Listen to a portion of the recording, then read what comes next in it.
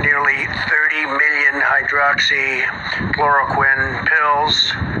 So we're up to about 30 million. We're distributing them by the millions. You read about State Representative Karen Whitsett, who I very much appreciate her going public, but she was, I think, very, very much helped by this bill. She saw what I was saying on television.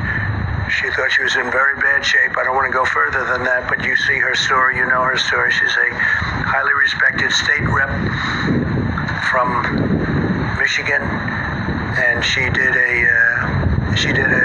I think she did a great service. What she's done, she's in terrific shape. She looks fantastic, and she was very generous with her statements. In addition, the zithromycin and zinc. They say zinc. You should add zinc.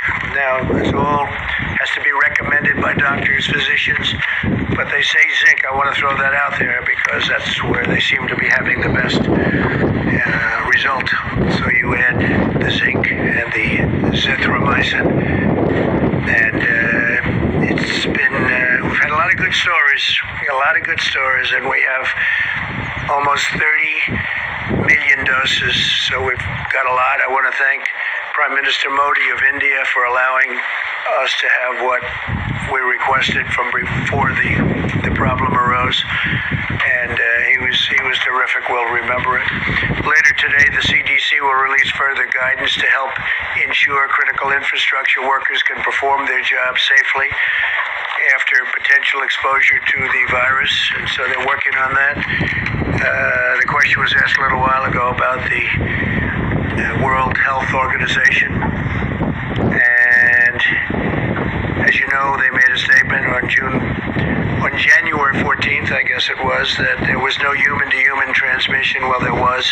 They probably made that statement in the second or third week of December in addition, but they made it very powerfully on January 14th. And they criticized me very strongly when I said that we're going to shut down flights coming in from China, and especially from certain parts of China, but from China generally. We were criticized very badly.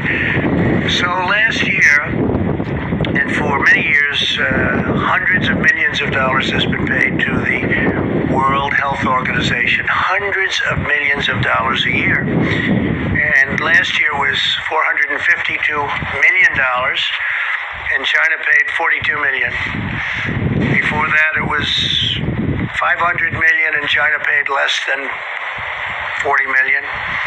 And before that, it was similar numbers in the 400s, 300s, and sometimes even in the 500s of millions of dollars. And China would do proportionally just a small fraction of that number. And I think they have to get their priorities right. And their priorities are that everybody has to be treated properly, every country. And it doesn't seem that way, does it? It doesn't seem that way. So we're going to do study, investigation, and we're going to make a determination as to what we're doing. In the meantime, we're holding back. We want to say very unfair. So the United States, $452 million compared to $42 million. That's to the World Health